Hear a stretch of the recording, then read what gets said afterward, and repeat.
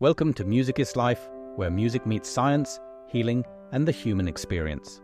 Subscribe if you believe music is more than just a song. Let's get into it. Disclaimer: this video is for educational purposes only and is not medical advice. We have done our best to ensure accuracy, but apologize in advance for any errors. Always consult a qualified professional for personal health decisions. Intro: music is everywhere. It's in your headphones on the way to work. It's playing softly in hospitals. It's in the lullabies sung to babies at night. It's in the songs that make you cry without warning. But music is more than just entertainment. For thousands of people around the world, music is medicine. In this video, we are going to explore the fascinating world of music therapy. What it is, how it works, who it helps, and why scientists and psychologists believe it is one of the most powerful healing tools the human brain has ever encountered. Whether you are someone struggling with your mental health, a student curious about psychology, or simply someone who loves music, this documentary is for you. Let's begin. Chapter 1. What is music therapy? Before we dive deep, let's start with the basics. What exactly is music therapy? Many people hear the words music therapy and imagine someone simply sitting in a room listening to their favorite songs. But it is much more than that. Music therapy is a clinical practice. It is delivered by trained and certified professionals called music therapists. These are people who have studied music, psychology, neuroscience, and human behavior, and learned how to combine all of those things to help people heal. A music therapy session might involve listening to carefully chosen music. It might involve singing. It might involve playing instruments, writing songs, or even just tapping a rhythm. The key difference between music therapy and just listening to music is this: it is intentional. Every choice the therapist makes has a specific goal behind it. Is the patient dealing with anxiety? The therapist chooses music that slows the heart rate and calms the nervous system. Is the patient a stroke survivor who has lost the ability to speak? The therapist uses singing to activate a different pathway in the brain, one that bypasses the damaged area. Is the patient a child with autism struggling to connect with others? The therapist uses rhythm and group music making to build social skills. Music therapy is not one single thing. It is a flexible, powerful tool that can be shaped to help almost any person in almost any situation. And the results, backed by decades of scientific research, are remarkable. Music therapy is currently practiced in over 40 countries worldwide. It is used in hospitals, schools, mental health clinics, rehabilitation centers, care homes, correctional facilities, and more. It has been studied since the 1940s, and every decade the research gets stronger. But to understand why music therapy works, we need to go inside the brain. Chapter 2. What music does to your brain. Your brain is the most complex organ in the known universe. And of all the things that affect it, music might be the most powerful. When you hear a piece of music, your brain doesn't just passively receive it. It lights up. Multiple regions activate at the same time. Regions responsible for emotion, memory, movement, language, and reward. No other single stimulus does this. Let's break down exactly what happens. First, dopamine. When you hear a song you love, your brain releases dopamine. This is the same chemical released when you eat your favorite food, when you fall in love, or when something makes you genuinely happy. This is why music can instantly lift your mood.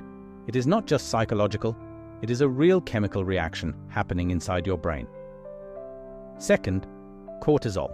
Cortisol is your body's main stress hormone.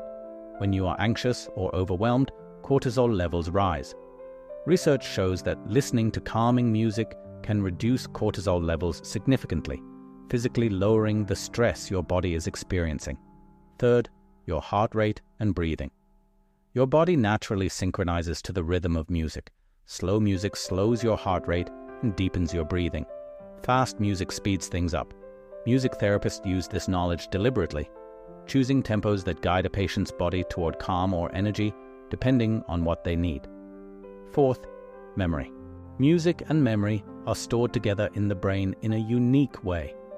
This is why hearing an old song can instantly transport you back to a specific moment in your life, almost like time travel.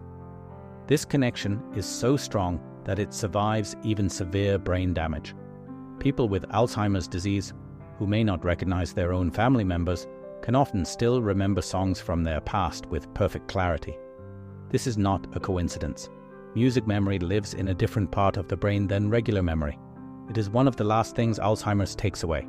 And music therapists use this every single day to help dementia patients reconnect with themselves and their loved ones. The science is clear.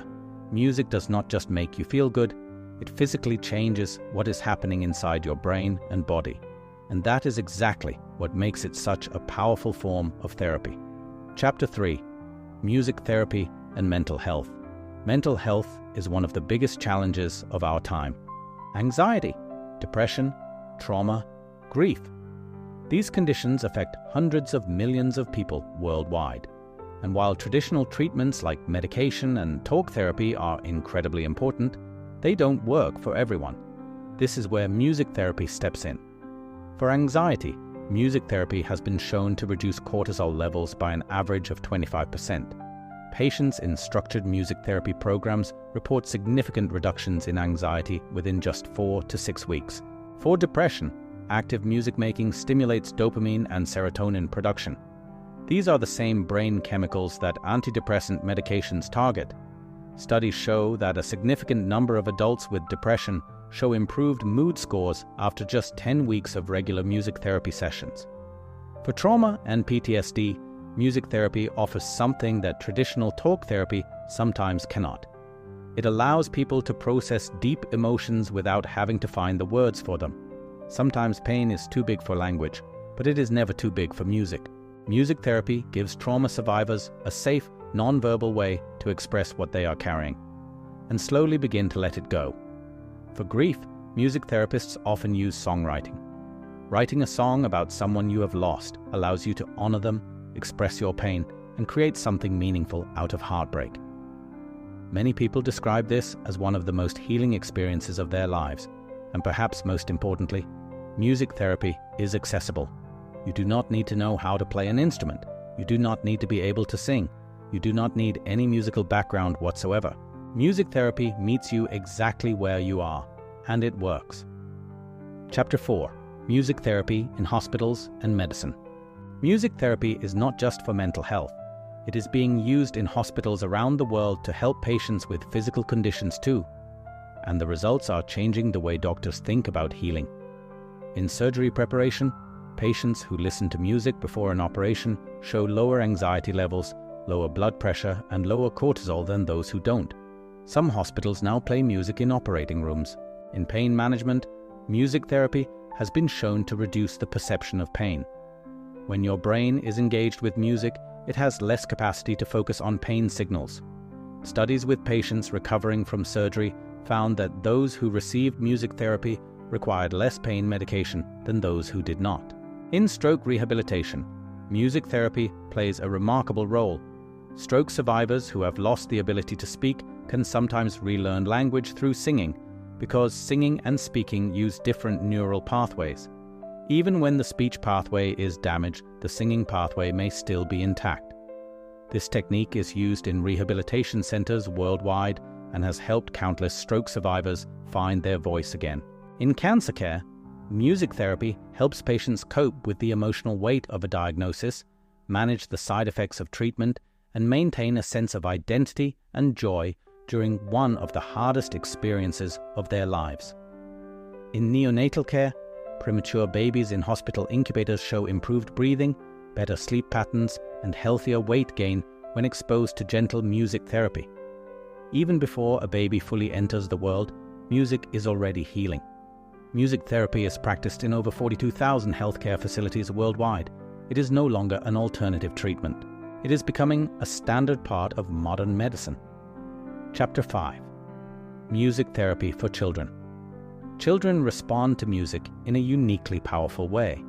From the very first lullaby, music shapes how a child develops emotionally, socially, and cognitively. For children with autism spectrum disorder, music therapy has shown remarkable results. Group music making helps build social skills, improve eye contact, and develop communication in ways that traditional therapy sometimes struggles to achieve. For children with ADHD, music therapy helps improve focus and reduce hyperactivity. The structured rhythm of music gives the brain something to organize itself around. For children who have experienced trauma, music therapy provides a safe, creative space to express emotions they may not have the words for yet. Drawing, painting, playing, these are the languages of children, and music is one of the most natural of all. Even in classrooms, teachers who incorporate music into learning find that students retain information better, stay more engaged, and feel more connected to each other. Music therapy for children is not about creating musicians, it is about creating healthier, happier, more connected human beings, and the earlier it starts, the more powerful its effects. Chapter 6. Music Therapy Around the World. Music therapy is not a Western invention. Across cultures and throughout history, humans have used music to heal. Ancient Greek philosophers believed music could restore harmony to the body and soul. Indigenous cultures around the world use ceremonial music and rhythm as a form of spiritual and physical healing. In West Africa, communities use collective drumming to process grief and celebrate life. Today, music therapy is practiced in over 40 countries, from the United States to Australia, from Japan to Brazil, from South Africa to the United Kingdom. Certified music therapists are working every day in hospitals, schools, and clinics to help people heal.